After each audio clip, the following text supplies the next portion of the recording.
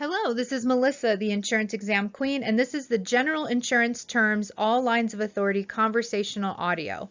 So through this audio, what I will be doing is explaining all the different concepts that you will see in the General Terms chapter, and I will be talking to you as if we were sitting with each other at a coffee shop, and that is how I will be explaining this material. If you are interested in audio where you memorize the information, look for the General Insurance Terms memorization audio. Insurance is known as the transfer of risk. So in life, we have risks. We have the risk of crashing our car. We have the risk of our house burning down. We have the risk of dying too soon, and we have the risk of getting sick. All of these are risks that if they were to happen in our lives, we would need to pay for them when they happen. Pay to fix our car, pay to rebuild our house, pay for our cancer diagnosis, pay for the funeral, or make up the missed money that the person who died, if they had been alive, they would have made a bunch of money if they had been alive, but now they're dead and they can't make that money for the family.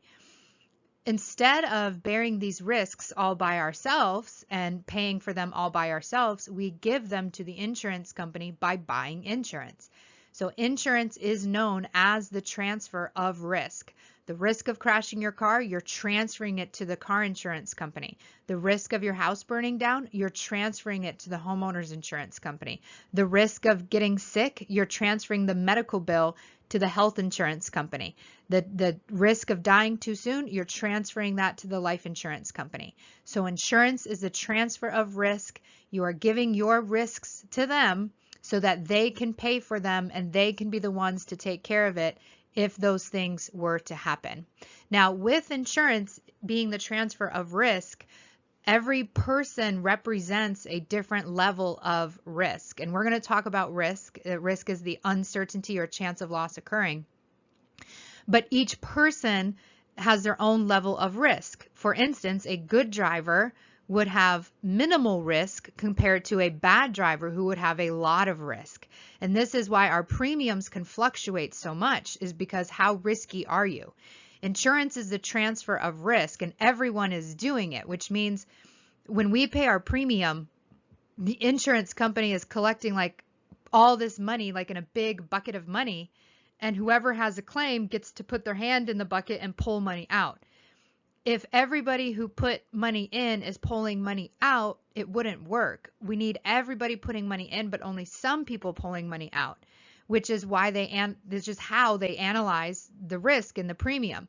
The people who are way more likely to pull money out to have a claim are the people who have to pay more money into the bucket. So the higher risk people will have to pay a higher premium. Lower risk people will pay a lower premium. But it could be any of them. And that's part of insurance, is that it's like due to chance. You never really know, is it, the good driver may be the one who has the accident and files a claim. But statistically speaking, it's more likely to be the bad driver. So the bad driver's transfer of risk will cost him more. He will have to pay a much higher premium to transfer his risk to the insurance company than, say, a good driver. So insurance is a transfer of risk, and they analyze people based on how much risk they're trying to transfer.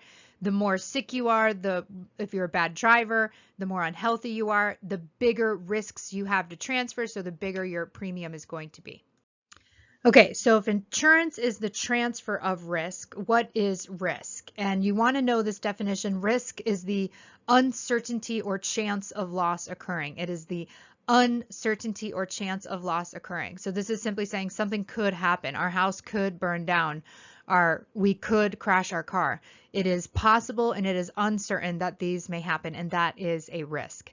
The exam, though, will really focus on the fact that there are two types of risk. There are pure risk and there are speculative risk, and you need to be able to know both of these risks and know that only pure risk is the one that is insurable.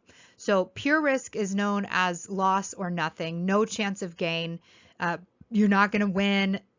It's either basically something bad happens or nothing happens.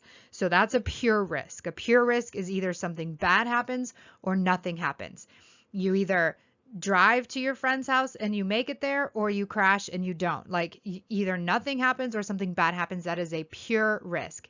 Insurance companies will only cover pure risks. They will not offer insurance on something that is not a pure risk. So only pure risks are insurable. And again, pure risks are loss or nothing or no chance of gain. Basically, something bad happens or nothing happens. That is a pure risk, and only pure risks are insurable. The other type of risk is known as a speculative risk. And a speculative risk is where you can lose or gain. You could win or lose. So this would be like gambling. When you gamble, you have the potential of winning, but you also have the potential of losing. Insurance companies will not sell you insurance on situations where you could win, but could also lose. Because if you win, you win. And if you lose, they pay out. You always win. You always are ahead if you're able to buy insurance on a speculative risk. And insurance is not about making money or having a profit. It's just about not having to pay out when your car is destroyed or your house is burned down, having someone else take care of those things for you. So again, risk is the uncertainty or the chance of loss occurring. You have the two types of risk, pure risk and speculative risk. Pure is loss or nothing, no chance of gain. Only pure risk is insurable. And then you have speculative, which is lose or gain, win or gain, very much like gambling. And insurance companies will not insure speculative risks. So insurance is the transfer of risk, but that is only one way of handling risk. So the risks that we have in life, the risk of our home burning, car crashing, getting sick, whatever, or the risk of, there's all kinds of things that in life are risky. Insurance is only one way of handling the risk in our life. There are other things we do to handle risk, and for the state exam, they want you to know the different ways. Now, I use the acronym I am a star at handling risk, and that's star with 2 R's, to help me remember all the different ways of handling risk. Now, each way, so each letter of star represents a word. There's share, transfer, avoid, retain, reduce. Now, each one of those has their own definition for sure, and you could be tested on each one's definition, but they're way more likely to test you on star in general. It's just simply remembering what are the ways of handling risk. I can share it, I can transfer it, I can avoid it, I can retain it, I can reduce it. As long as you remember the words for the acronym share, transfer, avoid, retain, reduce, share, transfer, avoid, retain, reduce. I am a star, I share, I transfer, I avoid, I retain, I reduce. As long as you have that down, that's like pretty much the 70% of this question. Now, what they all mean, share is like a informal way of doing insurance. So like where insurance is a bunch of people, all across the country at different places paying premium into the insurance company, and all that money is saved and stored for if any one of us has a claim. That's insurance. Sharing is doing that, but with people not like one big, huge company, but like even just imagine your friends. Like if you and your friends share a bank account and everybody puts $100 a month into it, and one of you has an emergency, you guys can vote to take money out for that person's emergency. That's basically all insurance really is just saving a bunch of money amongst all these people.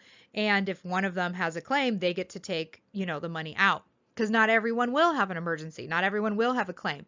But you want that peace of mind that the money is available to you. So share is just a less formal way of doing, insurance among people. There's also some official risk sharing or formal sharing arrangements between like companies and people. But for the purposes of the exam, they don't really talk too much about sharing. So just sharing is just simply among people that same as insurance. And then and that's the S in star. Then you have the T, which is transfer. You can transfer the risk, which is buying insurance. And they usually want you to know that transfer is the best way of handling risk. Then you have A for avoid. And avoid is pretty much impossible to do, because what they're saying is avoid everything. Avoid going out of your house, avoid driving so that you never crash, avoid getting on an airplane so that you can't ever crash and die. It's really hard to avoid every possible thing. So avoidance is usually the least realistic option of handling risk because you can't really avoid everything. Retain is the next R, so we're at STAR, S-T-A-R, and retain is where you keep some of the risk. So when you think about like a retaining wall, it holds back water. A retaining wall holds back water. A retain in insurance is holding back the risk. You're keeping it for yourself. Now, retention could be some of the risk or all of the risk. If you have a deductible, for instance, you are retaining some of the risk.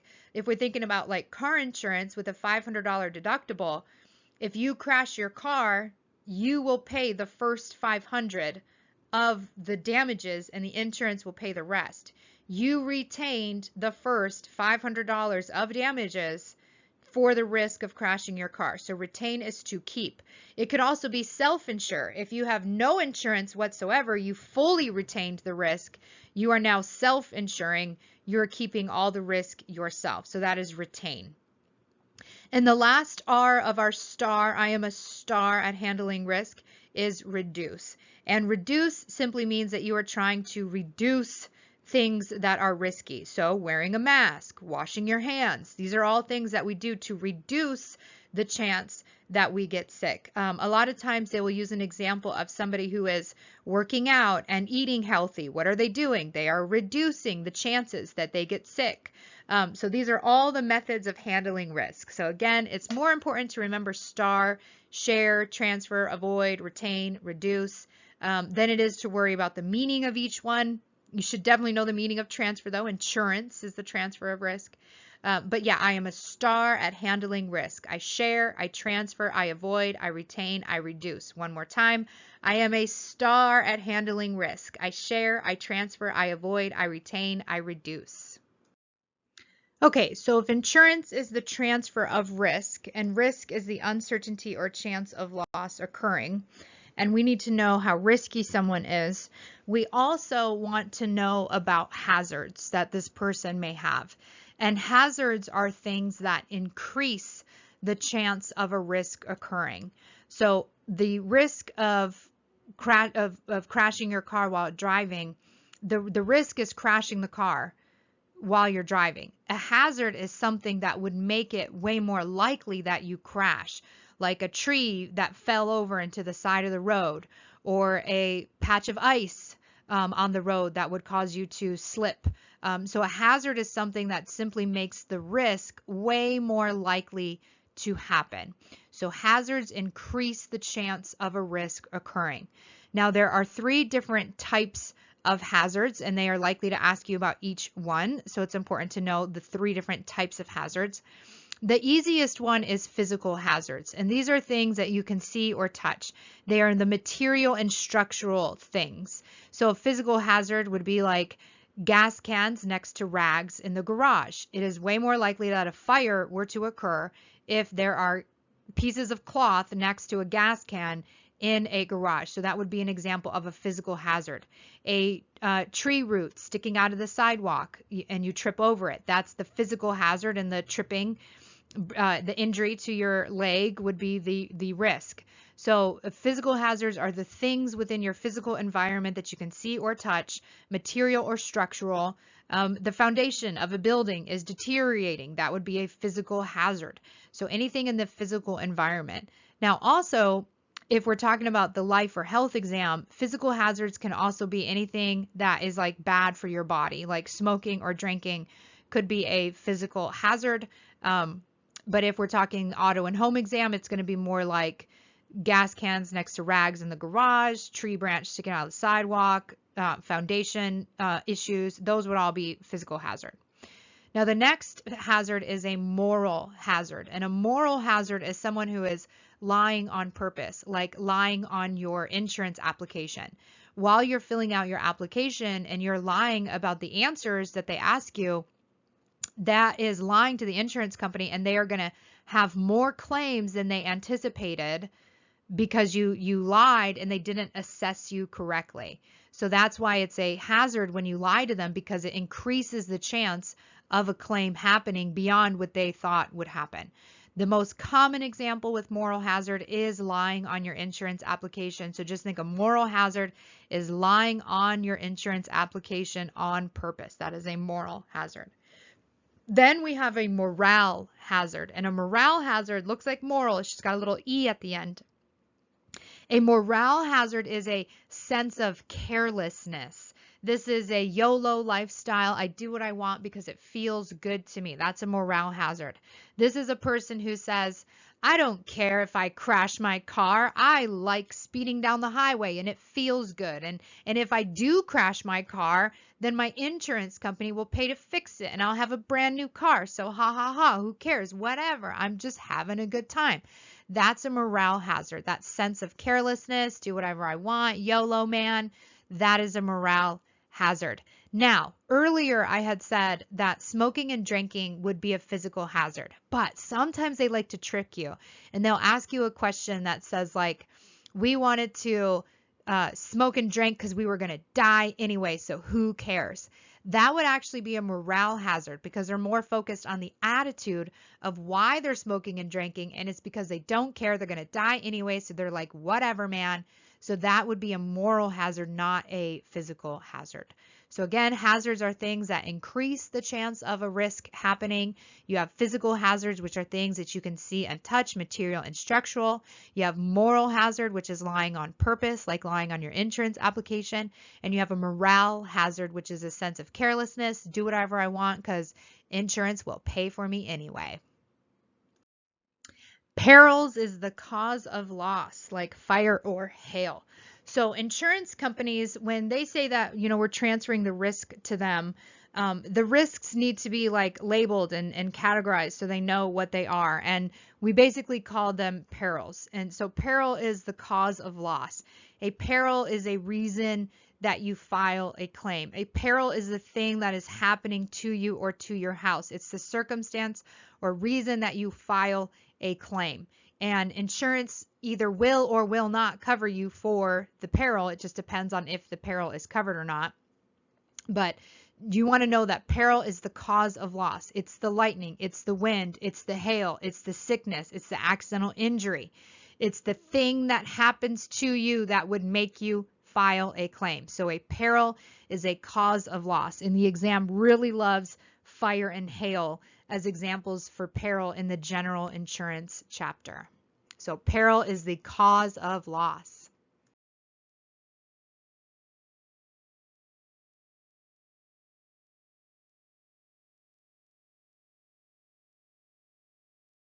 Loss is the reduction or disappearance of value. So insurance companies, they pay for our losses. So we have to have a definition for losses, which is just the reduction or disappearance of value.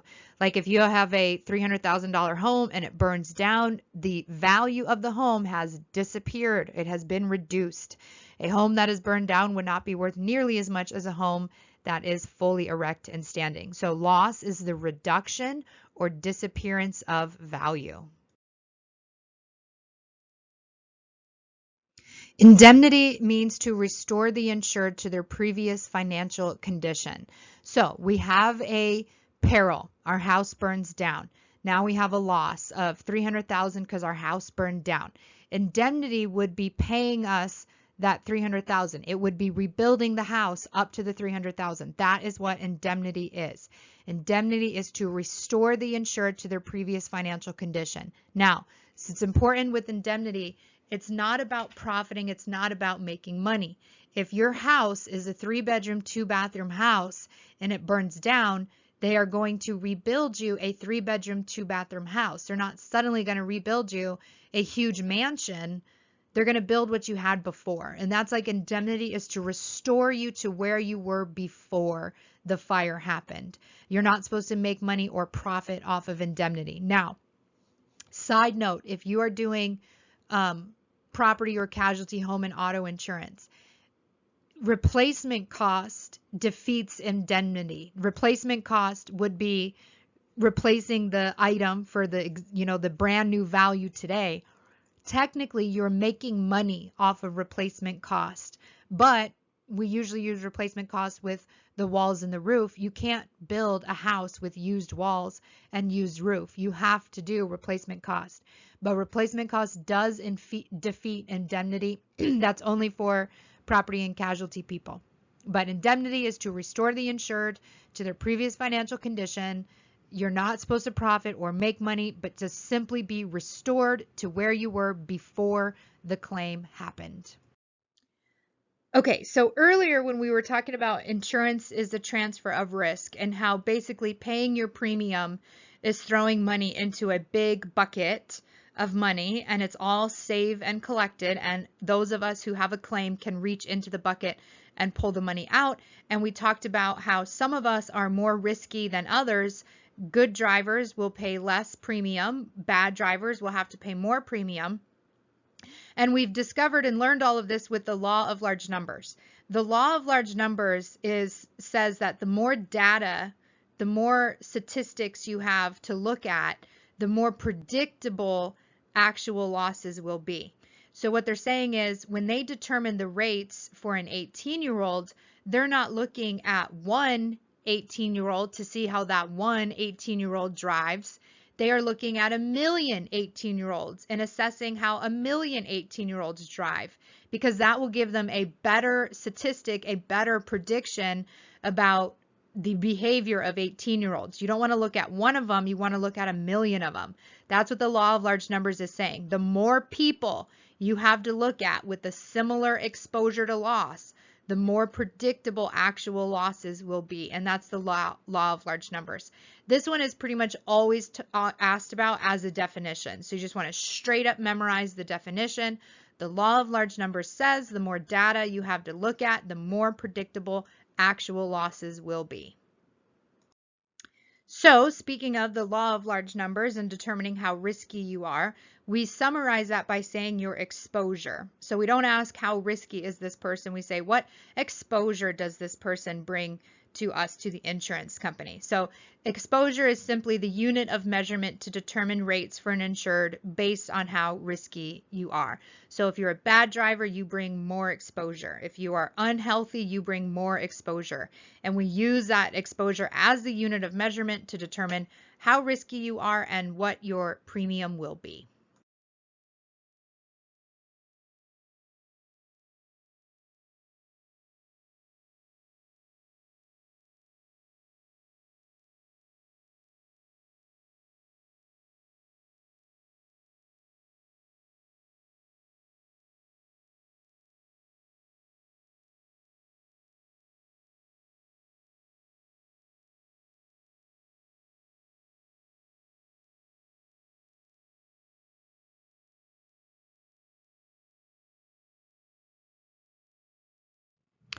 Okay, so certificate of authority, what is that? So when an insurance company wants to be able to sell in your state, they have to go to the Department of Insurance in that state and say, we would like to sell here. If the Department of Insurance says, yes, you are allowed to sell here, they will give them a certificate of authority. If they say no, they will get nothing and they will not be allowed to sell. So the certificate of authority is what allows insurers to sell in the state.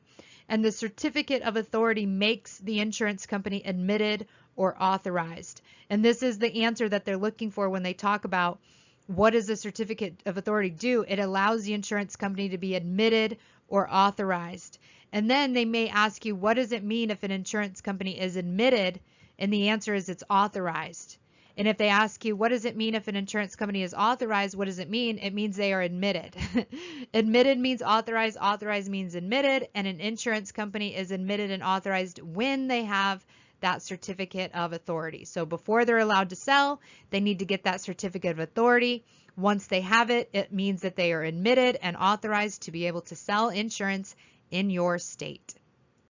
So there are two main types of insurance companies that they want you to be aware of, and those are stock companies and mutual companies. Now, either way, whatever type of company you are, at the beginning of the year, when insurance companies are looking at their expenses and things like that, what they do is they anticipate how many claims they expect to have based on who they are insuring. So they say, okay, we're insuring all these people. We anticipate that we will have $30 million of claims. So when they collect the premium, they are making sure that they collect enough money to have $30 million set aside for just claims. Like part of the premium money will also be other stuff like paying their employees, keeping the building up, whatever. But as part of that premium, they will set aside $30 million for claims. So this money is meant just for claims. And then they keep that money there and they use it throughout the year. So let's say at the end of the year, they look and they go, wow, we anticipated that we would spend 30 million, but we only spent 20 million. We have 10 extra $1 million that were set aside for claims and we're not using them. What the company does with that money is what will determine if it is a stock company or a mutual company. If we are talking about a stock company, that money will be paid out as a dividend to the shareholders or the stockholders who own the company. So stock companies are owned by shareholders or stockholders, and they own the company. And when there is extra money left over, the owners of the company, the stockholders or shareholders, will get that money in the form of a dividend check. That money came from premium. And in a stock company, the owners didn't pay premium. They just bought a piece of the company unrelated to a policy. So the shareholders, the stockholders, they didn't pay any premium. So when they get that dividend check, that excess money that's left over at the end of the year, that is money that is coming to them as income. It is new money to them that they did not pay out.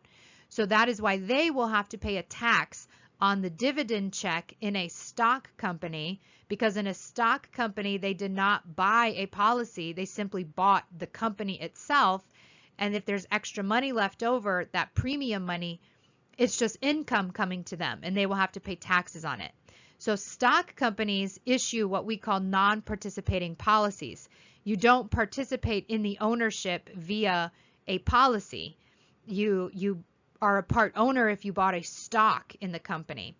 A mutual company, on the other hand, does issue participating policies, which means when you buy a policy in a mutual company, you are now part owner of that company.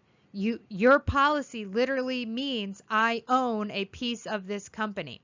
So in a mutual company, at the end of the year, if they have all this money left over, they will give it back to the owners. They will give it back to the people who paid it. So a dividend in a mutual company is actually seen as a return of unused premium. They thought they needed 30 million, they only needed 20, they have 10 million excess dollars. They're going to give it back to the people who paid it in a mutual company. So in a mutual company, the dividends are not taxed. It's money that is being returned to them, so they don't need to pay taxes on it. So I'm going to repeat the things that you really need to know for a stock company and a mutual company, and it would even be a good idea to write these down. And as long as you remember these bullet points, it should be enough for you to answer questions about stock versus mutual, whether you have a full understanding of it or not. So stock companies are owned by shareholders. Stock companies issue non-participating policies. And stock companies have taxes on the dividend. I'll say that one more time. Stock companies are owned by shareholders. Stock companies issue non-participating policies. Stock companies have taxes on the dividend. And now let's do our bullet points for mutual. Mutual companies are owned by policy owners. Mutual companies issue participating policies. Mutual companies have dividends that are not taxed. And I'll say that one more time. Mutual companies are owned by policy owners. Mutual companies issue participating policies. Mutual companies have dividends that are not taxed. So categorizing a insurance company by stock or mutual is one way to do it. And then we can also categorize insurance companies based on their location. And insurance companies can either be domestic, foreign, or alien. Domestic is all about one state, and it's the one state that an insurance company is headquartered in and the one state that they are selling in. So headquartered, incorporated basically means the same thing. Domestic is simply where the insurance company got started. They wrote the rules, the laws of their company under the rules and laws of that state. And every state kind of has different rules and laws. So we always want to know, well, what state did they write the rules and laws under? And that is where they are domestic to. So an insurance company is domestic to the state that they are headquartered in, and then they're selling in. And our memory trick for domestic is one state. If they mention only one state in the question, where the answer is likely domestic. So for instance, if they were to say the insurance company is incorporated in Ohio and selling in Ohio, then that would be domestic because it's one state.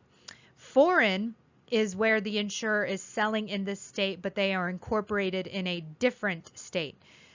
So this would be, the insurance company is incorporated in Illinois, but they are selling in Wisconsin. That would be foreign. So our memory trick for foreign is the test question mentions two states. So one state for domestic, two states for foreign. And our last one is alien. An alien means that the insurer is headquartered or incorporated in another country. So completely outside of the United States. And our memory trick for alien is seeing the word country. So domestic is they are headquartered in this state and selling in this state. Only one state is mentioned. That's domestic. Foreign is the insurer is selling in this state, but they are incorporated in a different state. So if we see the names of two states, we know the answer is likely to be foreign. Alien is the insurer is incorporated in another country. And if as soon as we see that word country, we know that they're talking about alien. Reinsurance is when one company indemnifies another. So there are some insurance companies that literally exist to be insurance for insurance companies. So there are some risks out there that are really big, like Jeff Bezos's $30 million yacht. And if there was to be one big claim with that, that could be one big hit to one insurance company. So they might share that with someone else. You take half, I take half, and that would be like reinsurance. So reinsurance is when one company indemnifies another company. Now, there are a few more definitions that kind of go with this concept, but the main one is just remembering that reinsurance is when one company indemnifies another. But whatever company is giving up the risk or needing help with the risk would be known as the ceding insurer. They are giving up some of their policies to the other company, so they are ceding, they are giving up. The insurance company who is reinsuring them, who is backing them, would be called the assuming insurer because they are assuming the risk from the other company. Now, if they're also transferring only one policy over, we would call it a facultative risk, facultative reinsurance. And if they were transferring over a bunch of policies, so like if it was Jeff Bezos' $30 million yacht, it would be a facultative reinsurance. But if they were like, we need help with all of these policies in Colorado because Colorado's having a fire here soon, then it would be a treaty where they cover a bunch of policies. So ceding is the insurance company giving up. Assuming is the insurance company taking it. One big policy would be facultative. A bunch of policies would be a treaty. But again, the main thing is remembering that reinsurance is when one company indemnifies another company, and the purpose of reinsurance is to prevent against catastrophic losses. So law of agency. So let's talk a little bit about the law of agency. The law of agency describes the relationship between the insurer and the agent. So the relationship between the insurance company that you're going to be working for and you as a licensed agent. That's what the law of agency describes. Now, the law of agency has a few different rules to it. And these are the things that are attested the most. So the law of agency does describe the relationship between the agent and the insurer, and that would be the definition of law of agency. But for the purposes of this, I like to say that law of agency says the agent represents the insurer, and the knowledge of the agent is knowledge of the insurer. This is the concept we want to memorize for law of agency, which says the agent represents the insurer and the knowledge of the agent is knowledge of the insurer. So let's talk about that. Law of agency says the agent represents the insurer. This simply means that you as a licensed agent, you have to answer to the insurance company. Your actions, everything you do falls back on them. They are responsible to you and you are responsible to them. You have to answer to them at the end of the day. So you represent the insurer. And the next concept, the knowledge of the insurer is not, or knowledge of the agent is knowledge of the insurer. So let's talk about what this means. Let's say that I call Verizon because they are my cell phone service provider, and I get on the phone with a girl named Vanessa. And I'm calling and I say, you raised my bill. You're overcharging me. And Vanessa goes, I didn't raise your bill. I'm not overcharging you. And you're like, listen, Vanessa, I'm not talking to you. I am talking to Verizon. I called Verizon customer service, not Vanessa customer service. My point is that when we call and talk to a company, we are not thinking that we're talking to the individual. We are talking to the company. So you are the company. If you're working for State Farm and someone calls you, you answer the phone. They're not calling you.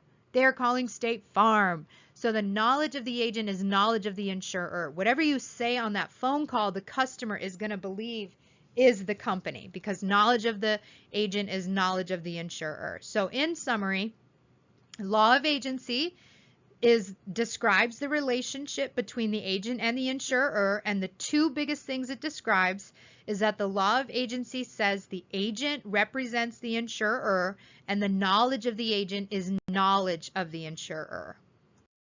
So the law of agency is all about describing the relationship between the agent and the insurer. And then we have agent authority. So as an agent, you have three different types of authority, although the third isn't really real, but we'll talk about that. So you have three different types of authority as an agent. You have express authority, and express authority is the authority that is given to you in your contract. So when you start working for an insurance company, you're going to sign a contract that says what you're allowed to do for them, what they expect you to do for them, all the things. And that is express authority, and it is written in the contract. So as soon as you see express, you're looking for written or contract as your answer. Express authority is written in the contract. Then you have implied authority. And what this is for is all the things that the insurance company expects you or assumes that you can do for them, but they didn't write it in the contract. Like there's so many potential things that you might be doing for them, and they didn't necessarily write it down in that contract. So that would be implied authority. So implied authority is not written in the contract, but assumed by the insurer that you can do it. The last one is apparent authority. And this one is not quite real because this authority is what the customer thinks that you can do.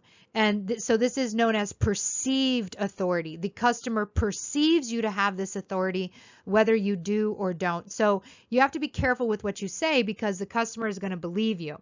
Now, with apparent authority, this one is the most trickiest one that people struggle with. So I like to make sure that you know what to look for in your questions when you're dealing with apparent authority.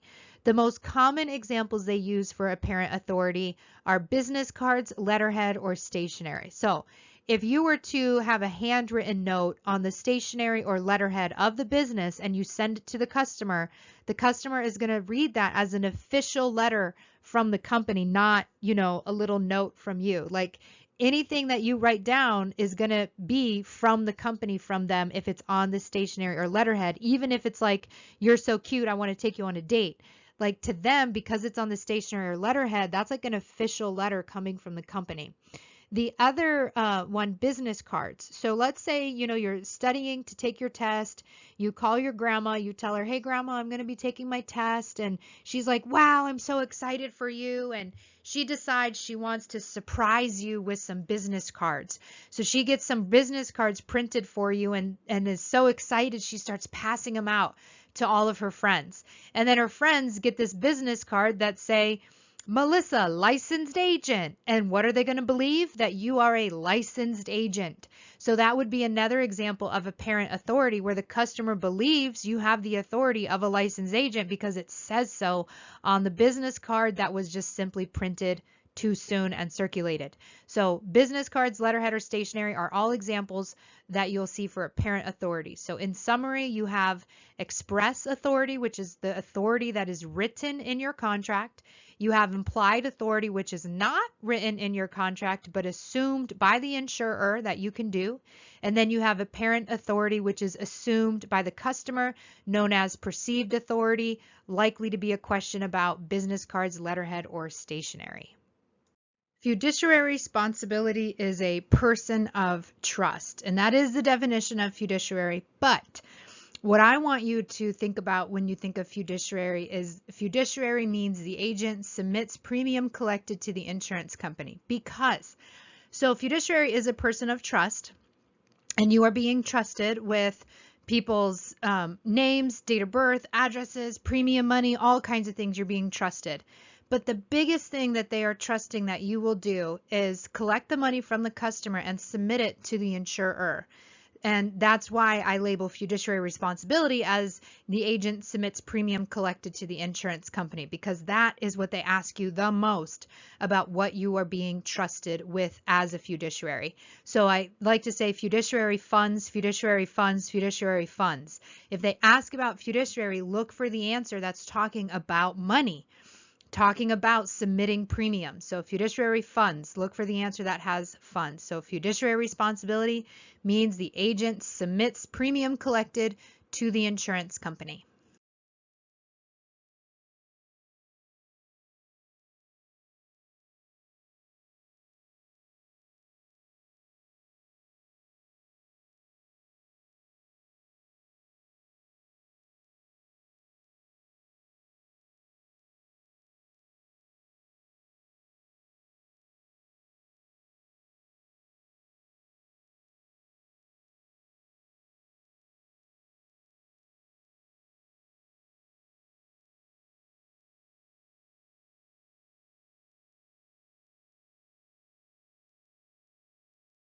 Elements of a legal contract. So every policy that we have is a contract.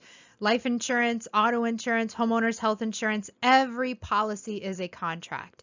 So since every policy is a contract and you're going to be selling policies, it's important for you to know contract law. And contract law says there are 4 elements that make up a legal contract, and all 4 elements have to be in a legal contract, or else it's not a legal contract. So we're going to discuss each one here in a minute, but you do want to remember the 4 elements all together, because they are likely to ask you a question that says all of the following are elements of a legal contract except, and so you just need to simply know the names of them. So it's agreement, which is known as offer and acceptance, consideration, competent parties, legal purpose. So I'm going to say that a few times. The elements of a legal contract are agreement, known as offer and acceptance, consideration, competent parties, legal purpose. The elements of a legal contract are agreement, known as offer and acceptance, consideration, competent parties, legal purpose. And now we're going to talk about each one of these elements.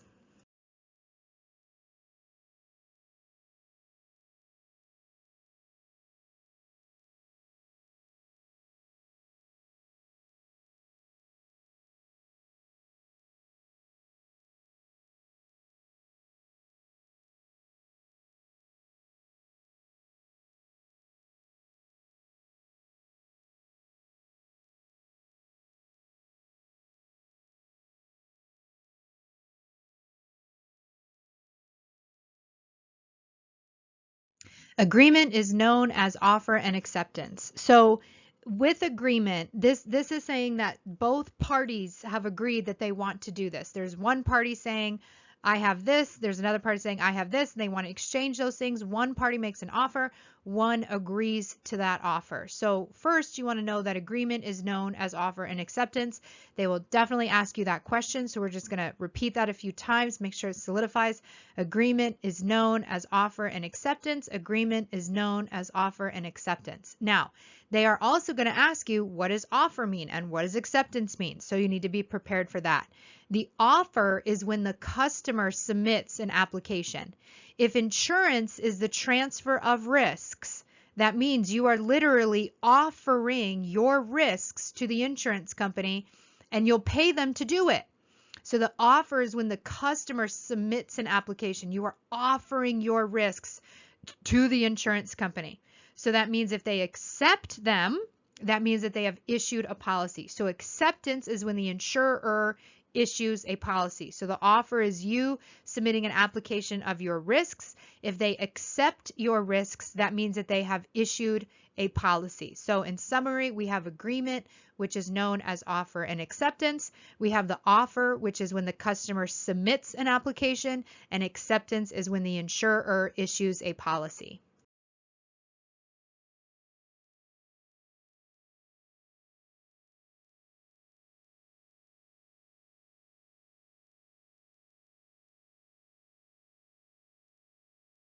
Consideration is the next element of a legal contract, and the definition of consideration means that both parties bring something of value. So when you come together in a contract, you have two different parties, and both parties have to bring something valuable to the other party in order for this contract to exist. So consideration means that both parties bring something of value to the other party. Now, they are then going to ask you, what value does the company bring and what value does the customer bring? Or what value does the insured bring or the insurer? However, they will not use the word value. They will only use the word value in the definition of consideration, which is both parties bring something of value. When they ask, they don't say what value does the company bring. They will say, what is consideration on the side of the insured? So that is how they say, what value does the customer bring? They will say it as, what is consideration on the side of the insured? And consideration on the side of the insured is app plus premium. That is the value that a customer brings to an insurance company, as the application for insurance and the premium that they're willing to pay to transfer those risks. So consideration on the side of the insured is app plus premium. Consideration on the side of the insurer is promise to pay a claim. So that is the value that we are getting from the insurance company, that they promise they will pay a claim if it happens. So again, in summary, consideration means both parties bring something of value. Consideration on the side of the insured is app plus premium. Consideration on the side of the insurer is promise to pay a claim.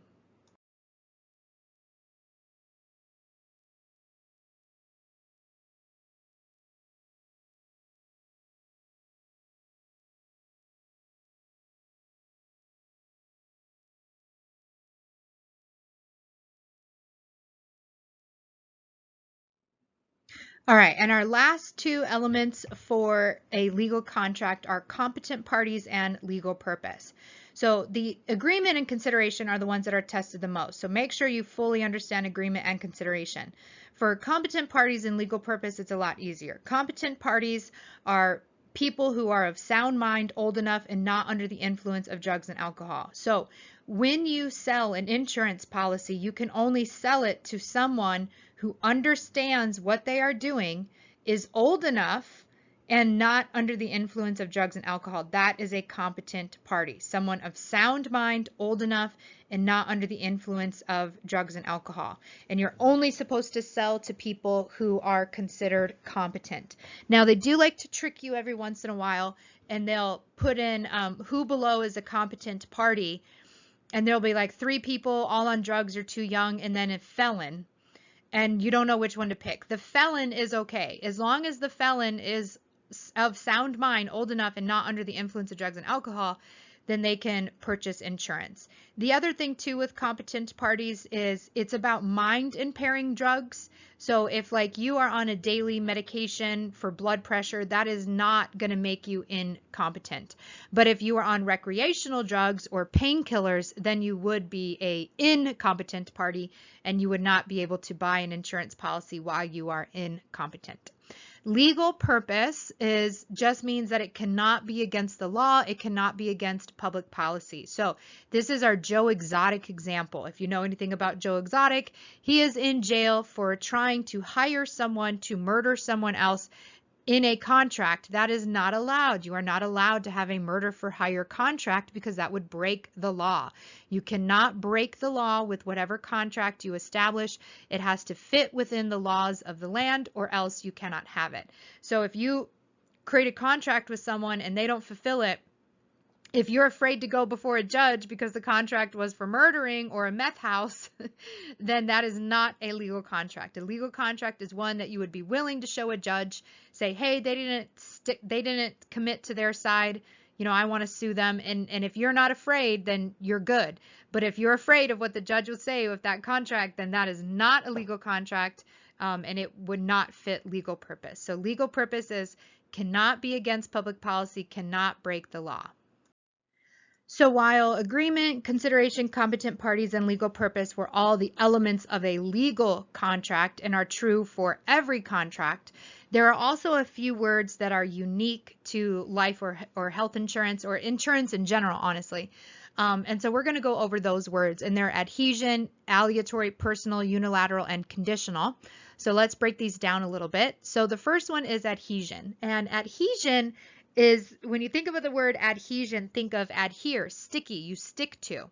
So adhesion kind of has two definitions, and it's kind of like double-sided stick tape when I think of adhesion, because there's two definitions. On one side of the sticky tape is the insurer has to stick to what they said. So if they said that you were going to cover you if XYZ happens, they need to cover you if XYZ happens. They have to stick to what they said they were going to do. And they're the ones who wrote the policy, so they need to stick to what they said if they're the ones who wrote it down. The other side of adhesion, the other sticky side of the tape, is that when a customer buys the policy, they have to buy all of the policy or like none of the policy. You can't pick or choose parts you do or don't want. You can certainly add or remove coverages based on, you know, what's allowed, but you can't say, well, I want this paragraph, but I don't want that paragraph. That's not an option. You have to get the policy as a whole, as it was written by the insurance company. You either stick to all of it or none of it. So again, adhesion, the insurer has to stick to what they said. They're the ones who wrote the contract. And the customer, when they buy that contract, they have to buy all of it or none of it, take it or leave it situation. The next up, we have aleatory or aleatory. You can say it either way, tomato, tomato. But aleatory is an unequal exchange. And what this means is that the customer is going to pay a very small premium while the insurer is going to pay a very large claim. So teeny tiny premium, big claim payout.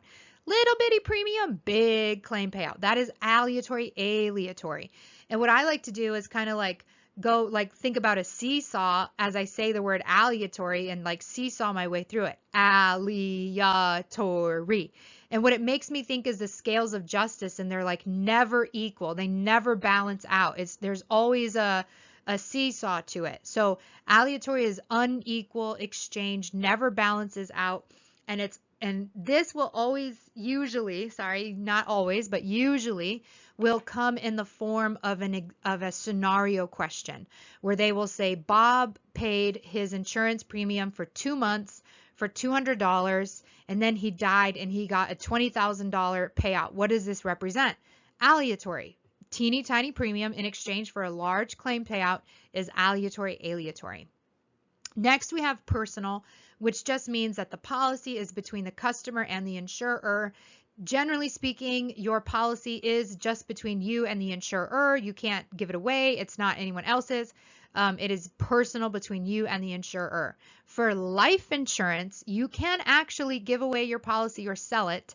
So life insurance isn't quite so personal, but all the other insurance is. But personal itself simply just means it's between you and the insurer, the customer and the insurer. Then we have unilateral, and unilateral is a one-sided promise. And what this means is that only one side is making a promise here in our contract. Only the insurer is making a promise. They are promising that if we pay our premium and we have a valid claim, they will pay it. They are promising to pay. And the other part of unilateral is that only the insurer is legally bound to do anything. So if they don't fulfill that promise, we can actually take them to court and sue them for not fulfilling that promise. And that is unilateral. Now, additionally, when we think about the customer is not promising to pay premium. They either pay it or they don't. And if they don't pay it, the policy simply cancels and it's done. But if the insurer doesn't pay, no, we will sue them. If they fail to pay a valid claim, we will take them to court and sue them and make them pay. And that's what unilateral is saying. Only one side is legally bound to do anything, and it's the side that made a promise. And only the insurer made a promise, so only the insurer is legally bound to do anything.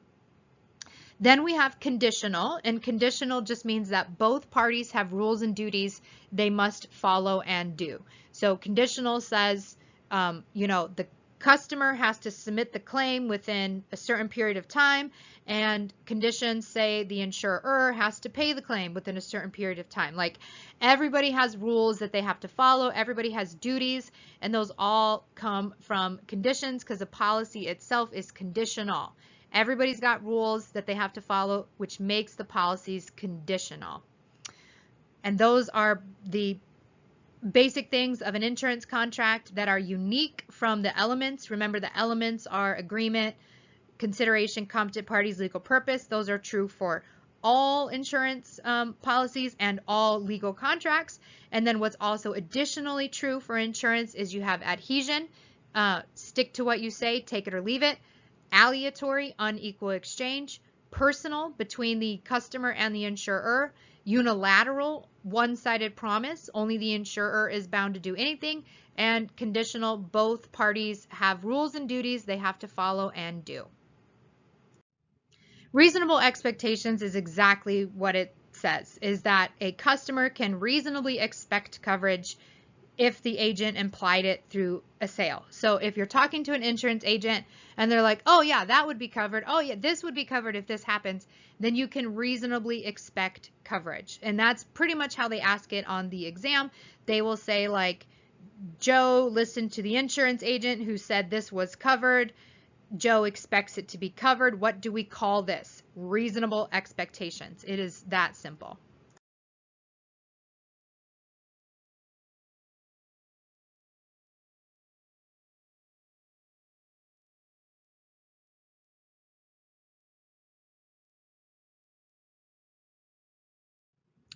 Warranties and representations. So we are talking about when a customer is filling out an insurance application, they are either making warranties or they are making representations. A warranty is the easiest one to understand, and this is a absolutely true statement that whatever they're saying is guaranteed to be true, must be true, and if it's not true, then you're lying and committing fraud. So warranties are things like, what is your address? What kind of car do you drive? How many bedrooms are in your house? Like, that is a factual statement. There's no possibility for those answers to not be what the answers are. So that's a warranty, is an absolutely true statement. It is guaranteed, factual, we can prove it. And if we can't, that means you're lying and you're committing fraud. So a warranty is an absolutely true statement. Now, those are generally used for home and auto insurance. But what about life or health, which asks questions like, do you have cancer? Well, technically, to the best of one's knowledge, you probably don't. But is it possible that you have a tumor in your body that you are unaware of? Yes, absolutely it is possible that you have a tumor in your body that you are unaware of when you answer that question, do you have cancer? If you were to say no, you are, to the best of your knowledge, telling the truth. You believe it's true, you think it's true, but it's not guaranteed to be true. So representations are statements where the insurance company knows that you are telling your best answer, but it's possible that the truth is not your best answer. So representations are statements that are believed to be true, but are not guaranteed to be true. Representations are statements you think are true, to the best of your knowledge are true, but they might not be true. And that's representation. Now, they associate the word representations with statements. So you may see questions that say, a customer made statements on the application. What is this known as? And the answer is representations. They associate the word statement with representations, statement. I know that representations are statements that are believed to be true, but sometimes they don't put in believed to be true, must be true, isn't true. So if they don't do that, just representations. Statements are representations, statements are representations. When you think of warranty, you must see that true statement. A warranty is a true statement. So if they don't talk about truth at all, then and they simply say statements, you're going to go with the answer of representations. Now, a misrepresentation is an untrue statement. And when a customer is filling out the application, they may make misrepresentations unintentionally. A misrepresentation doesn't mean they outright lied. That would be an intentional misrepresentation. But a regular misrepresentation simply means an untrue statement.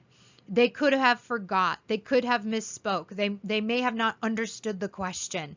That could be a misrepresentation, but it's simply an untrue statement. If you lied, then it would be intentional misrepresentation, which would imply that you lied.